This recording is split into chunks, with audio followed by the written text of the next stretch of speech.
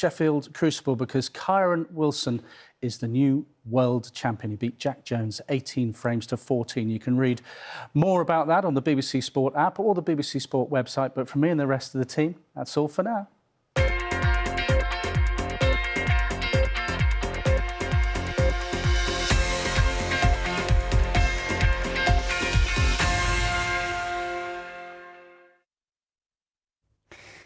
Hello. Well, your bank holiday Monday probably came with a rain interruption at some point. It was pretty unsettled. Some lengthy spells of rain across the southeast of England, but plenty of showers elsewhere. Others, though, managed some sunshine, and in Lincolnshire we had 11 hours of sun, so it wasn't so bad there, whereas others had the downpours. And across parts of northern England, had a couple of funnel clouds spotted, one over Saddleworth Moor and another one in the Derbyshire area. The weather is going to be improving, though, over the next few days as a ridge of high pressure starts to move its way in, and that will tend to settle the weather down. Slow process. We've still got a bit of rain left over across southeast England, one or two showers elsewhere, but these will tend to fizzle over the coming hours. And temperatures as we start off Tuesday morning, generally around 8 to 10. The coldest spots down to about 5 degrees. And that's probably where we'll have the best of the early morning sunshine. Now, where you do start off the day cloudy, and particularly around some of these North Sea coasts, it could be quite grey. Some mist and fog patches around, a few spots of drizzle, but it is an improving picture for the majority. Cloud will thin and break up with sunny spells becoming widespread into the afternoon. Outside chance for a shower? Yeah, it's possible. Perhaps across the hills of Wales and southwest England, one or two elsewhere, but not as many as we've seen over recent days. The vast majority of you will have a dry day and it will feel warm when the sunshine comes out. The high pressure continues to build in for Wednesday, but we do have weather fronts that will try to sneak in from the northwest. So Wednesday, again, it should be a fine day for the vast majority of the country. Certainly England, Wales, most of Northern Ireland looking dry with spells of warm sunshine, probably quite hazy sunshine. There will be some high cloud in the sky, but across the Hebrides, Highlands, Orkney and Shetland, it will turn cloudy, quite windy with outbreaks of rain moving in. In the sunshine, though, temperatures more widely climbing into the low 20s, so feeling progressively warmer. Thursday, you've still got a risk of a few showers this time for Scotland. Otherwise, some broken cloud and sunny spells. Should be another dry day for most areas of Northern Ireland, England and Wales. And again, those temperatures continue to climb. We're up to 19 in Belfast. The warmest weather probably across eastern England, where temperatures will reach around 22, possibly 23 degrees Celsius. That is going to feel warm in the sunshine. And there is more of that sunshine as we finish the week and head into the weekend, albeit probably with an increasing risk of seeing some showers moving in. That's today's weather. Bye-bye.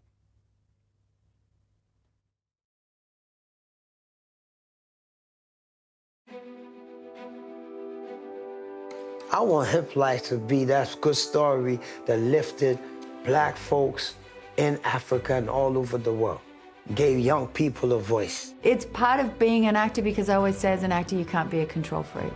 You have to be willing to give up control. So I like this idea of a live piece of art. And I just like this idea of making invisible visible through art. Sometimes you can have really serious portraits, but you've got such a great laugh. I feel like I want to capture some of the candid nature of your personality.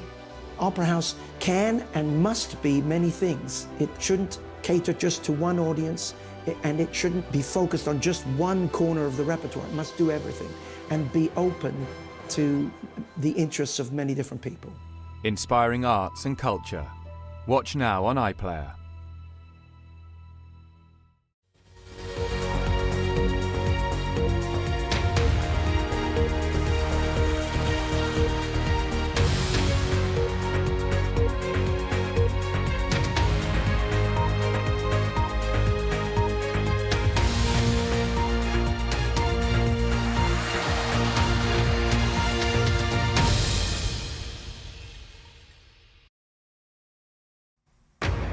Live from Washington, this is BBC News.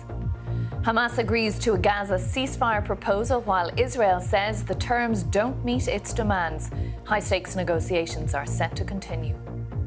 French President Macron welcomes new assurances from Xi Jinping that China will not provide Russia with weapons to use against Ukraine. And a judge in New York threatens Donald Trump with jail if he continues to defy a gag order in his hush money trial.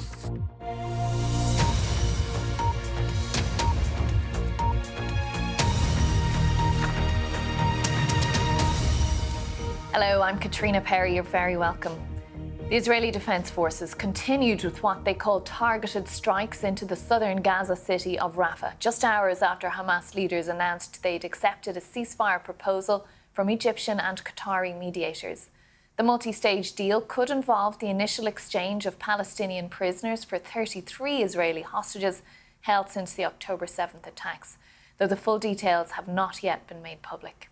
Israeli Prime Minister Benjamin Netanyahu said the agreement is far from meeting Israel's demands, but that he would send a delegation to Cairo to negotiate further on Tuesday. Qatar, which is facilitating the negotiations, says it will also send a delegation to the Egyptian capital. Israel's latest attack on Rafah has left at least 5 people dead. Armed factions in Gaza responded to the Israeli strikes by firing rockets into southern Israel. Celebrations broke out in Gaza as news of a potential breakthrough reached Palestinians. But earlier in the day, civilians in eastern Rafah had begun to flee after the Israeli military dropped leaflets warning them to evacuate ahead of what was called a limited ground operation against Hamas.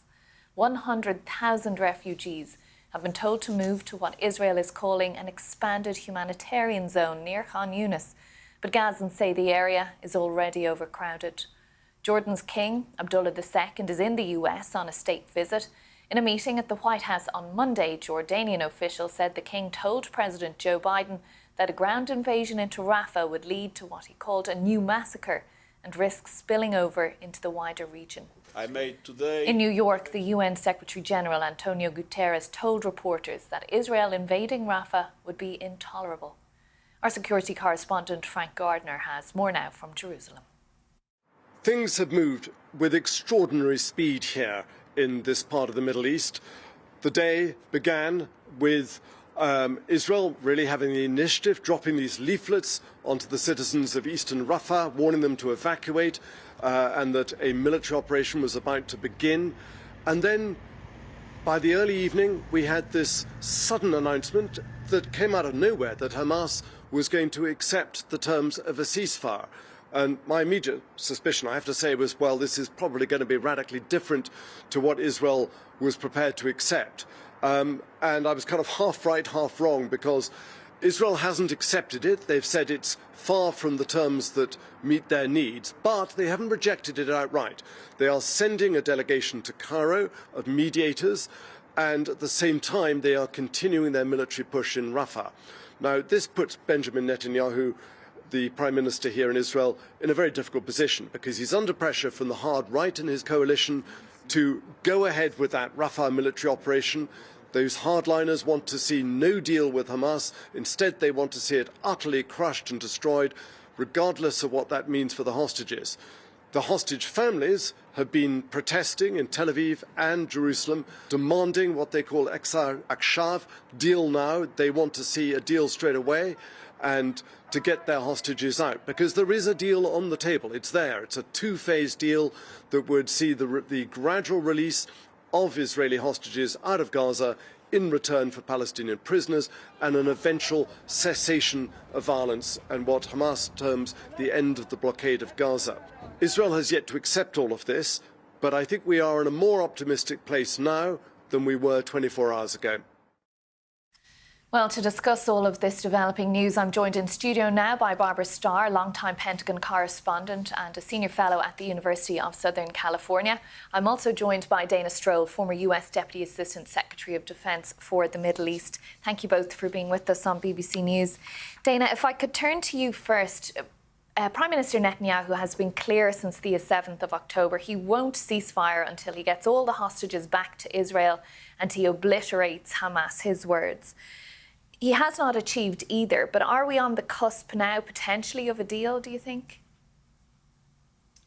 I think there's more optimism today than there has been in the past, but clearly we are at a strategic inflection point here.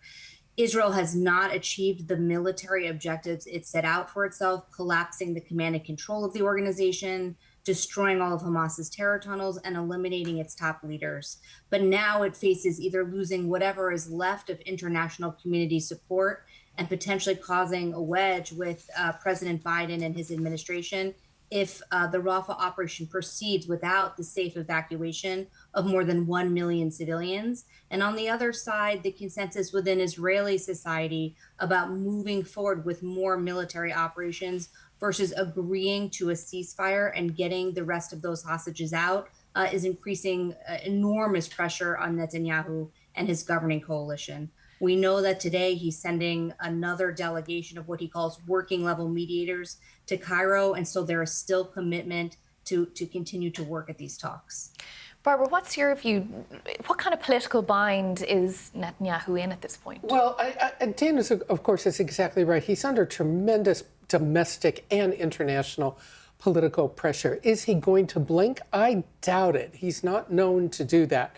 So Hamas saying, okay, we now agree to these terms that were not, by all accounts, terms Israel even really put on the table, puts Netanyahu in this ultimate position of the world thinking, oh, the Israelis have rejected something Hamas is willing to do. Why aren't the Israelis negotiating more? Why aren't they talking to Hamas? Why aren't they agreeing with Hamas? So he's got that problem. He also has a very significant problem inside of Israel with his own ruling coalition, which is so narrow. The right winger elements in the Knesset, in the Israeli political scene.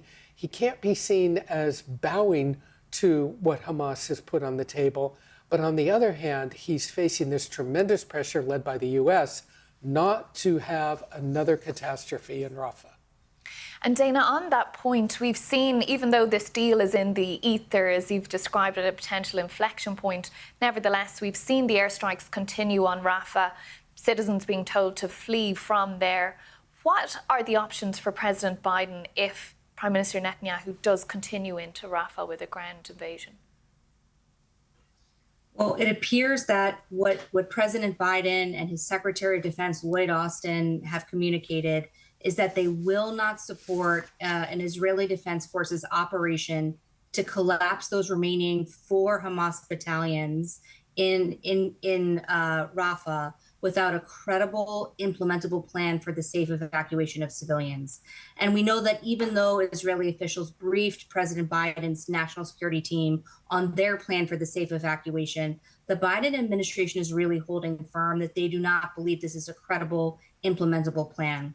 There appear to be some indications that the really ironclad support that President Biden has held strong on for 7 months since October 7th is starting to fracture. For example, some munitions deliveries that were scheduled for this week are apparently or reportedly on hold. There's also reports about the Biden administration making certifications to Congress this week that Israel's upholding its commitments to international humanitarian law and the law of armed conflict. So we have several cases coming up over the course of this week where you could see fissures between the Biden administration and Netanyahu's governing coalition.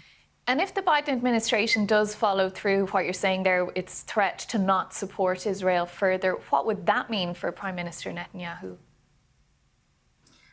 Well, it would be really dangerous for the Israeli people and the country of Israel, mostly because it would embolden adversaries, both Iran itself, who we've already seen is willing to launch a state-on-state attack like what we saw on April 13th, but also all of the proxies that are already increasing pressure on Israel, Hezbollah to the north, Iran-backed militias in Iraq and Syria, and the Houthis in Yemen. So I think a distancing between the United States and Israel and a sense of tension after Israel's already lost so much international support since the October 7th Hamas attack would likely embolden all of these non-state actors and adversaries, further jeopardizing the security of the state of Israel.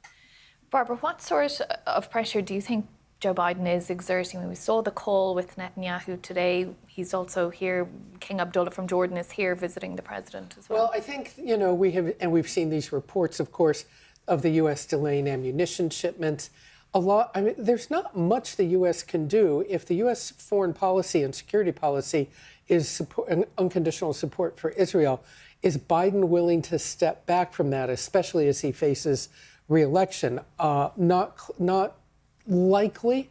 So the pressure will continue behind the scenes. But what would make Netanyahu blink, change his mind, change course? I think a lot of people will say The only thing that would make him change course at this point is if he felt his own domestic political position within Israel, within the Israeli political structure, was threatened. Even with the massive demonstrations we see from the people of Israel that have gone on for so long, it doesn't appear that his position is threatened at the moment, even as fundamentally, after all this time, he has not achieved the key objective, which, as Dana said, is obliterating Hamas. So how does Netanyahu at this point walk away from it with Hamas still there? This is a policy no-win, if you will, and a military no-win for any of the parties. Dana, Barbara mentioned there, of course, it's an election year here in the US. To what extent would that be feeding into decisions perhaps within the White House and within the wider administration, particularly given that we're seeing this rising anti-war sentiment in this country? Well, first of all, I would note that former President Trump gave quite an alarming interview to Time magazine just last week, where he had a lot of criticism for Prime Minister Netanyahu and his failure to lead. So I would imagine that really put Prime Minister Netanyahu and his governing coalition on notice. And when it comes to President Biden, I completely agree with Barbara. To this date, the support has been quite unconditional. No president has stuck with Israel to this extent through wartime in the history of the U.S.-Israel relationship. So I imagine there are lots of discussions quietly in Israel about what would be better for Israel's security, another Biden administration or another Trump administration. But the reality is that the Biden administration has continued to flow ammunition and air defense to Israel. It's increased U.S. military posture across the Middle East to support Israel's defense. It's engaged in endless diplomacy to keep Arab partners on side with Israel. It's continued to push forward on potential normalization talks between Saudi Arabia and Israel. All of this to keep the region quite stable. And I would note, again, the Biden administration orchestrated large air defense in support of Israel's security during that Iran attack on April 14th. Okay, we've got to leave it there for the moment. Dana Stroll, former US Deputy Assistant Secretary of Defense for the Middle East and now Director of Research at the Washington Institute for Near East Policy, and Barbara Starr, Fellow at the University of Southern California, and of course, longtime Pentagon correspondent. Thank you both for joining us. French President Emmanuel Macron welcomed new assurances from President Xi Jinping from China that China will not provide Russia with weapons to use against Ukraine. On his first visit to Europe in 5 years, Xi stood with Macron to call for a truce in Ukraine and other conflicts during the Olympic Games this summer. Macron hopes that China's influence on Moscow could push Russia to end the war in Eastern Europe. During their talks about the Israel-Gaza war, the two leaders said they share the same goal of achieving an immediate ceasefire, the release of hostages, protecting populations and providing humanitarian aid. Our Paris correspondent Hugh Schofield has more. So at the end of a very long day here at the Élysée Palace, we've had one of those press conferences which aren't really press conferences, they're just statements really by the two leaders, full of honeyed diplomatic words, very difficult really to get beyond the verbiage. But if you listened to the content and analysed the words, you could see that there were still differences between the two sides. When, for example, President Xi was talking about the Ukraine war, he talked about not war, but the crisis. He repeated his position that China is not part of this crisis and said it shouldn't be, that the rest of the world should not be putting all the blame on a third party. So clearly setting out the difference there between him and the Europe of Macron, which wants to use China to try to rein in President Putin. And then on the issue of trade, the other big issue here, we saw from Macron language, which slightly coded maybe, but signifies that Europe too is sticking to its guns on this issue. He said France has the most open economy in the world, the most open market in the world, but it is a sovereign and independent policy that it pursues, and it will do more to defend its interests. Again, that's restating this new Macron European hard line, if you like, towards China, talking about a Europe which will stand up for its interests more and more against what they see as the very aggressive competition coming from Beijing. Well, for more on President Xi's visit to France, I've been speaking to Anne Applebaum, a journalist at The Atlantic and Senior Fellow at Johns Hopkins School of Advanced International Studies. Anne Applebaum, thanks for joining us on BBC News. President Xi's visit to France, his first to Europe in 5 years. What do you think of the timing? Why now? The most important thing about Xi's visit is not that he's going to France, but that he's going from France to Hungary and to Serbia. Increasingly, Xi sees himself as part of an international alliance of autocrats. It's not a formal alliance. They don't meet anywhere. They don't share an ideology. But he sees himself as a part of that world, and he's seeking to meet with the Serbian and Hungarian leaders as supporters and the countries in Europe that are most friendly to China. I think he's in France because the French president has made noises in the past about seeking some kind of independence from the United States, and Xi is interested in that. But I think the timing is intended to demonstrate that China's policy towards Europe is not what it used to be. He's not speaking to the European Union as a whole. He's not speaking just to the large countries. He's speaking to people who he thinks might be more friendly to his program. Will there be any serious business done in France then, do you think? I mean, we're on the cusp in many ways of potentially a trade war between the EU and China. I mean, the odd thing is that China could stop that trade war and China could build its relationships with Europe if China put serious pressure on Russia to end the war in Ukraine. If China's desire for peace in Europe was real, I think China would have a lot of friends in Europe. And I think the dynamic between China and Europe would change completely. So I think we're all waiting to find out if and when Xi will ever do that. So far, he shows no signs of it. And do you think he exerts that level of influence over President Putin in terms of his approach to Ukraine? It's not so much that he exerts influence. He's one of Putin's primary suppliers of electronics. He's a primary trader. China now buys Russian natural resources. This is particularly important for Russia, given how its gas sales to Europe have collapsed in the last couple of years. The Gazprom profits are way down. So China is a very, very important source of economic support for Russia. And so, yes, I imagine they would have influence over Putin in that sense, because there are no ideological links, but China would have a big say if China wanted to have a big say. And beyond that China-Russia relationship, Macron has said he wants to try and influence China, leaning into the stability of the international order. Has President Xi displayed any vested interest in actually wanting to do that? So China is different from Russia. I think the Chinese don't want to see chaos and destruction, and I don't think they want international trade to break down. I mean, they're very much a beneficiary of the international trading system as it exists now, and so they may be looking for allies who will help them stay part of it. And perhaps Macron has sought in the past to negotiate with. He tried to negotiate with Putin at the beginning of the war, and he may be trying to negotiate with Xi now. I don't think it's such a strange idea that China would want to maintain some elements of the system, but what China will find difficult is maintaining that system, maintaining this the kind of collegial attitude towards trade and towards global economics, if China continues to support, in effect, Russia's destruction of Ukraine. We'll leave it there for the moment. Anne Applebaum, staff writer for The Atlantic and senior fellow at Johns Hopkins School of Advanced International Studies. Thanks for joining us on BBC News. Okay, thank you. Around the world and across the UK, this is BBC News. Well, let's have a look at another story making the headlines. John Swinney has promised a new chapter after taking over as the leader of the Scottish National Party. He ran unopposed in the contest to succeed Humza Yousaf. Mr Swinney is also likely to be confirmed as Scotland's new First Minister this week.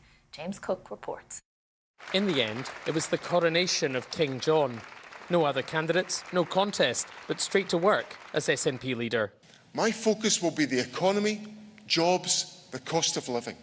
It will be the National Health Service, our schools and our public services. It will be addressing the climate crisis. I look at politics today and I think politics is in the worst state I've ever seen it in my lengthy involvement in politics. So I'm here to do something about that. He's taking on the job 20 years after he resigned, having led his party through 3 election setbacks in Westminster, Holyrood and European Parliament polls. Mr Swinney will become only the 7th First Minister of Scotland in Holyrood's 25-year anniversary, and this will be the 4th First Minister from the SNP. You're live with BBC News. The judge overseeing Donald Trump's first criminal trial threatened to throw the former president in jail. Judge Juan Merchan found Mr. Trump in contempt of court for a 10th time, saying he violated his gag order by commenting on the jury and on how it was selected. The judge said he recognises that Mr. Trump could very well be the next president and said that throwing him in jail is the last thing he wants to do. But he said he has a job to do to uphold the judicial system. Our North America correspondent Neda Tawfik reports. This is the 10th time that Donald Trump has been found in contempt of court, this time for comments he made about jurors that are unsubstantiated, and the judge saying it's a direct attack on the rule of law. But nevertheless, the judge says he's doing everything he can to avoid sending Donald Trump to prison, but he will do so if necessary, he says. And that would be an unprecedented move in an already unprecedented trial. The judge noting the implications on the presidential election, on security challenges, given this is a former president who has a Secret Service detail. Donald Trump, leaving court, though, said he thought the day went very well and going to jail would be a sacrifice he was willing to make. After that ruling from the judge, we got back to the matter at hand. We heard from 2 Trump Organization employees, one a former one, the longtime controller, Jeff McConney. He said that Michael Cohen was reimbursed $130,000. Donald Trump's team says that was for legitimate legal expenses. McConney says he never saw a legal retainer from Michael Cohen. So the question is that evidence enough to paint Donald Trump as the architect of falsifying business records? Well, jurors will have to hear from other witnesses, including Michael Cohen himself. Argentina's President Javier Milei told the BBC that ordinary Argentines are not paying for his radical austerity measures. Mr. Milei, who campaigned with a chainsaw to symbolise his desire to slash public spending, insisted that it was false to suggest the public was bearing the brunt of steep spending cuts and the devaluation of the currency. Ione Wells reports.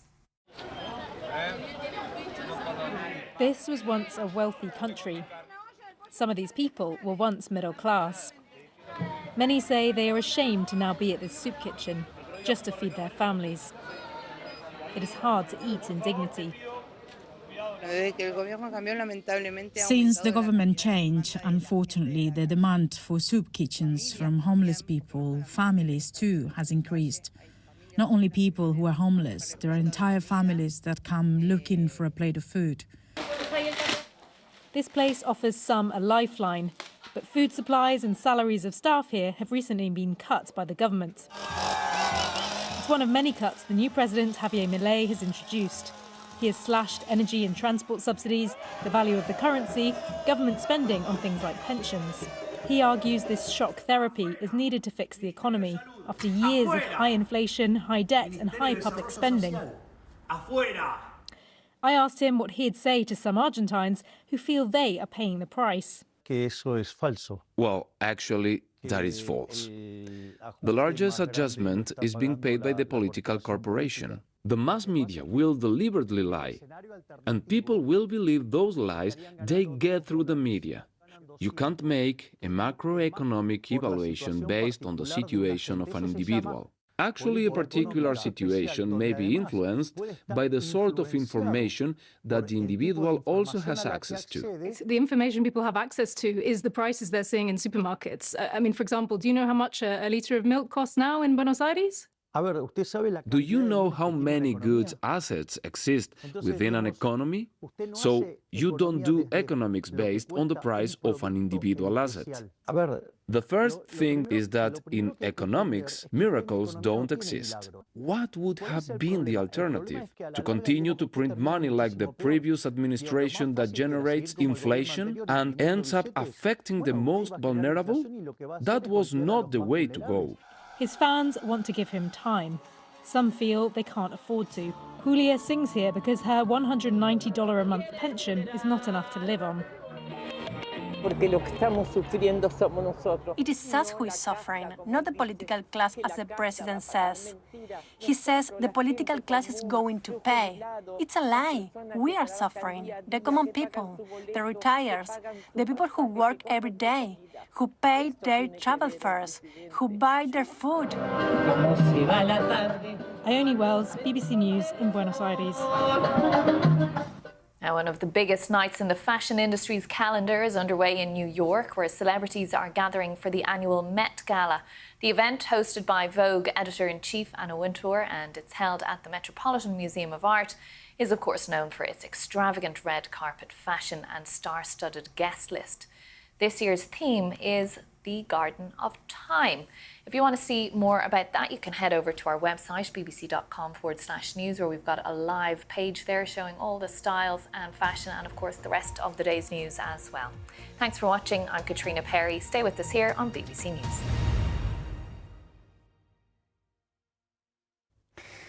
Hello. Well, your bank holiday Monday probably came with a rain interruption at some point. It was pretty unsettled. Some lengthy spells of rain across the southeast of England, but plenty of showers elsewhere. Others, though, managed some sunshine, and in Lincolnshire we had 11 hours of sun, so it wasn't so bad there, whereas others had the downpours. And across parts of northern England, had a couple of funnel clouds spotted, one over Saddleworth Moor and another one in the Derbyshire area. The weather is going to be improving, though, over the next few days as a ridge of high pressure starts to move its way in, and that will tend to settle the weather down. Slow process. We've still got a bit of rain left over across southeast England, 1 or 2 showers elsewhere, but these will tend to fizzle over the coming hours. And temperatures as we start off Tuesday morning, generally around 8 to 10. The coldest spots down to about 5 degrees. And that's probably where we'll have the best of the early morning sunshine.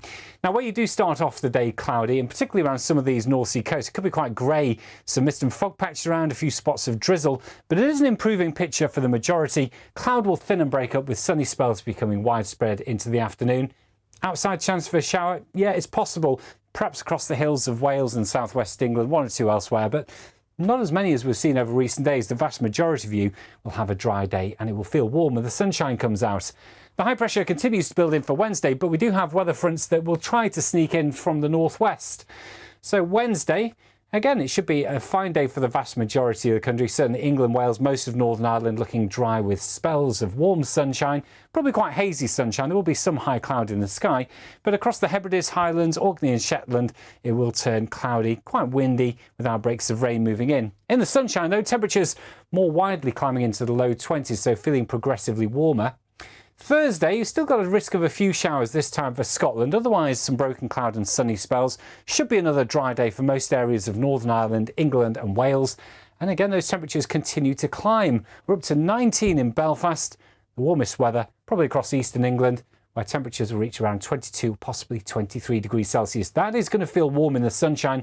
And there is more of that sunshine as we finish the week and head into the weekend, albeit probably with an increasing risk of seeing some showers moving in. That's today's weather. Bye-bye.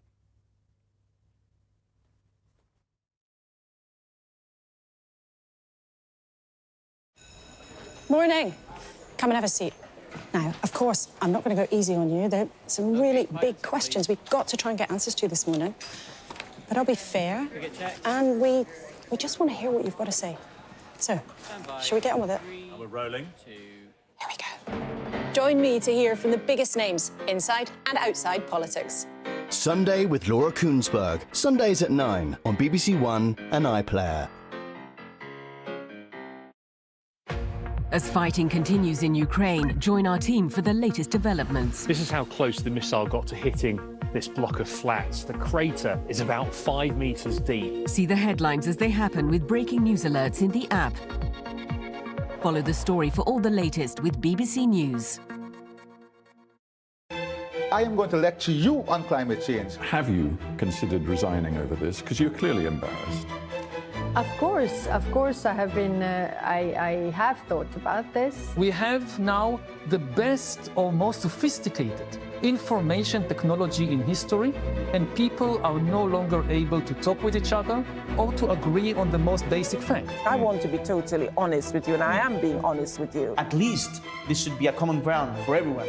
We should defend international law. In the spirit of your title of Hard Talk, you're completely wrong. I'm not offended, but I want to hear why. You're completely wrong. Hard Talk. Watch on BBC iPlayer.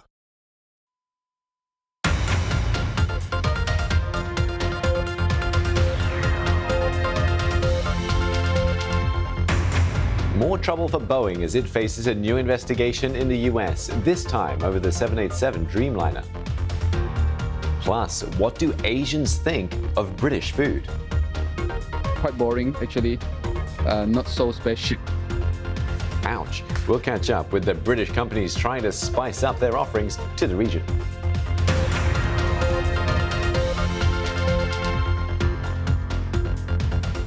Hello and a warm welcome to Asia Business Report this Tuesday. I'm Steve Lai.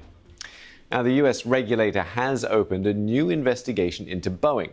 It comes after the plane maker acknowledged that some employees may have failed to carry out proper quality inspections on 787 Dreamliners. From New York, the BBC's Michelle Fleury has more.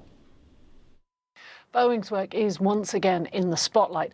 America's air safety regulator, the Federal Aviation Authority, has opened a new investigation into Boeing after the company came forward and said some employees had committed misconduct by claiming certain tests had been completed when in fact they hadn't. Now, the FAA is investigating whether Boeing completed inspections to confirm adequate bonding and grounding where the wings joined the main body of the plane on certain 787 Dreamliner aircraft. Bonding and grounding is vital on a plane because it prevents static buildup. Think of it as electrical safeguards. Boeing credited a South Carolina worker who saw something they felt was wrong on the production line and came forward and reported it.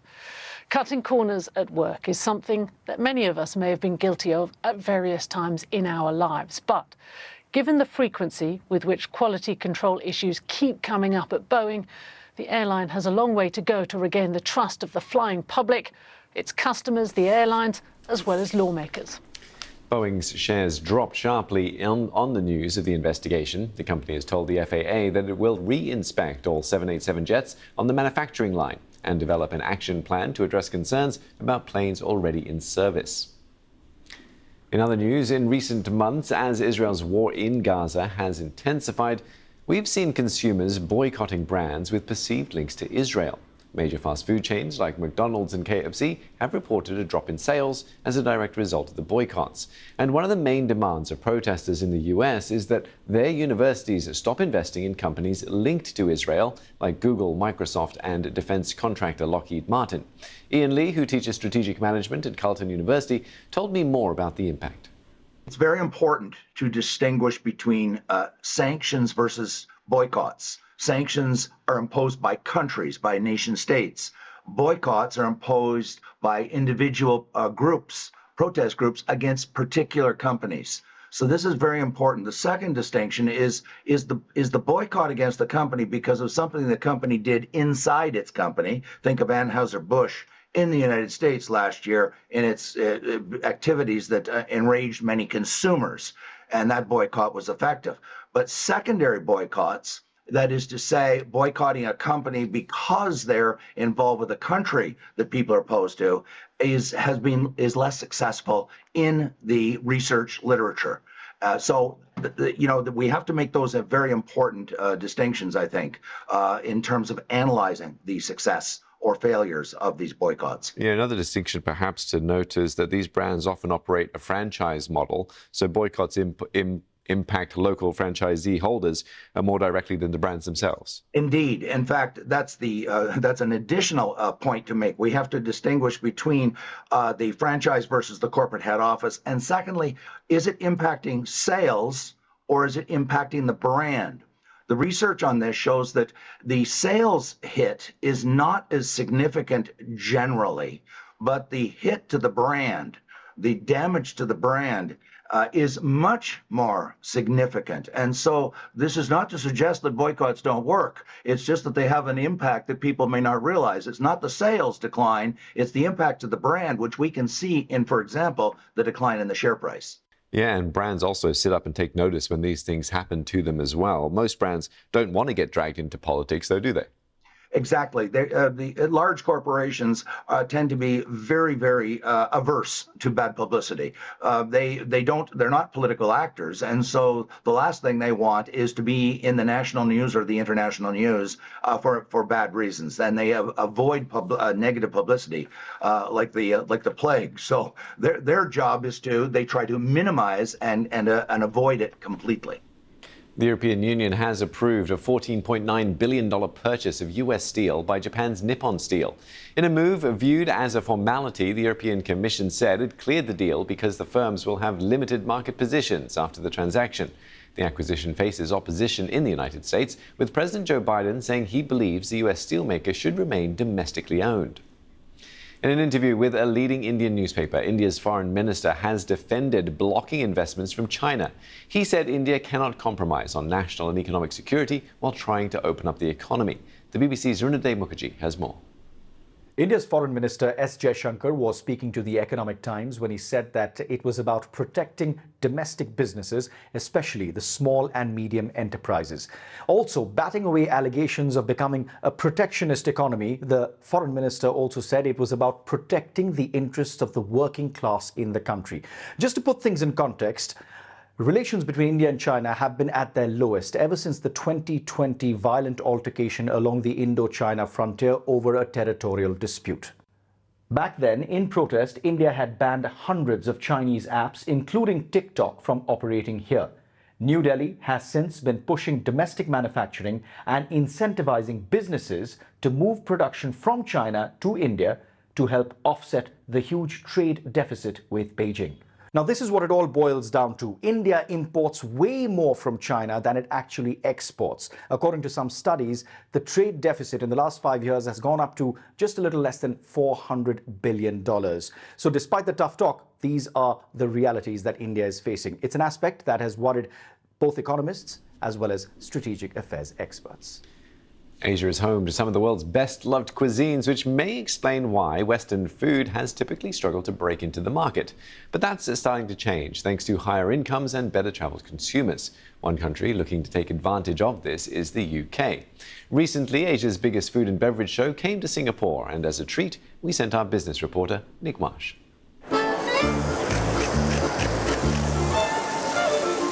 Hungry? Well, you're in the right place. I'm in one of Asia's food meccas. But on display is a who's who of European cuisine. And they're ready to battle it out, bite for bite. As incomes start to rise, as tastes broaden and travel becomes more common, it's an opportunity for governments not only to sell their products, but also to promote an ideal image of their country. Do you think of anything in particular when you think of food from Britain? Sausage, I don't know. Quite boring, actually. Not so special. But these cheese exporters are here to fly the flag for British gastronomy. It's a massive job educating people because, you know, the French and the Swiss and the Italians have been doing it a lot longer than we have. Parmesan's been around forever. So we've come in sort of fairly late, so we're having to get that message across. And this is what they're up against. Anyone want tiramisu? For Italy, selling food to Asia isn't just vital for its economy, it's basically a form of diplomacy. They're foodies, they love their food, they love their tradition. It's something we had in common, and that it's, makes easier to spread also the Italian culinary tradition around the world. I'll have a try on that there, thank you. After Brexit, UK exporters were promised new markets. Almost dropped it there. That is very good. You did say it was good. This is grass-fed 100% British beef. And these are the people that British producers are betting on. They want them to know, firstly, that this meat exists, and they're hoping, secondly, that they'll like it, and eventually, above all, that they're going to buy it. The reality is that exports to Asia only represent a fraction of what Britain sells to the European Union. The UK government told the BBC that it has hosted events at trade shows in the region to try and drive demand for British food. But the suppliers, well, they don't receive any grants to attend these events in the first place. Unlike other countries, they had to pay out of their own pocket just to be here. Which makes it very difficult to, stand out against the other European groups or other world groups that, are almost fully funded by government. This is your VR cheese experience. Absolutely. Would you like to try? To keep up, British producers are having to get creative to spread the word, which I enjoyed firsthand. I'm just cleaning the udder of a cow. Okay, I'm grating the cheese onto the noodles. But building a reputation doesn't come overnight. Many are still finding their way. Nick Marsh, BBC News, Singapore.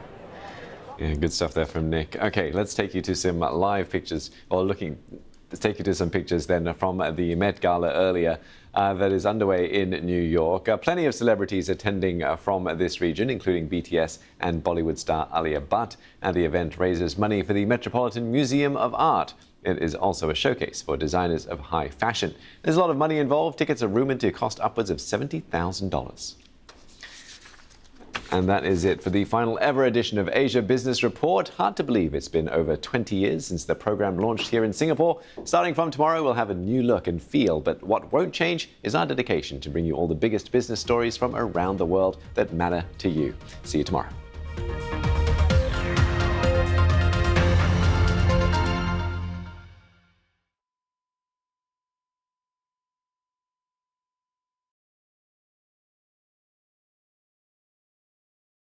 I'll make sure the mics are recording us. Margaret Atwood, welcome to This Cultural Life. Some of the world's leading artistic figures revealed to me their influences. You try and meet more or less everyone who wants to meet you because you never know where things go. And the experiences that have inspired their own work. People around me never said you can't do this. I was totally in love with Monk. Now I'm blushing.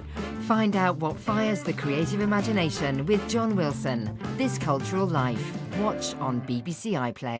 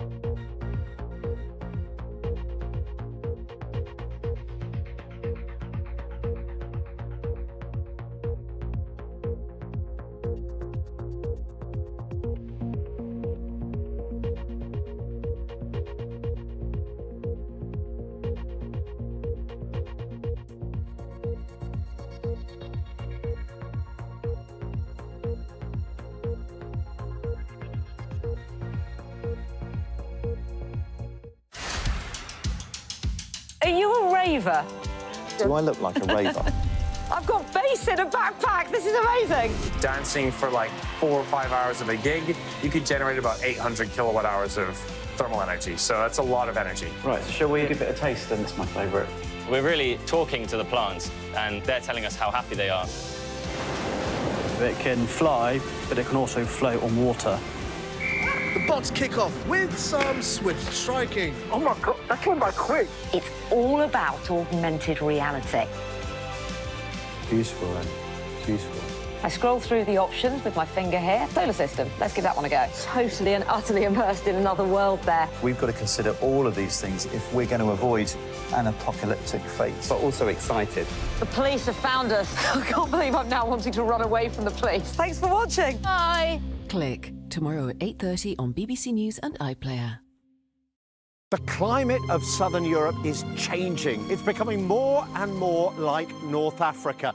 Thousands of people continue to stream across Sudan and South Sudan. There's riot police everywhere around. This is not the face of France that Emmanuel Macron wants you to see. We're having to stay under the trees here because Russian drones are constantly patrolling. This was the town of Bethania. These were people's homes, but look at it now. This is the moment they've been waiting for. The pride, the excitement, and the affection is palpable. This is as close as we can get to Gaza itself, about 5 kilometers in that direction. There is a lot of military activity, jets overhead. 17 days they have spent inside that tunnel. Now they are finally out.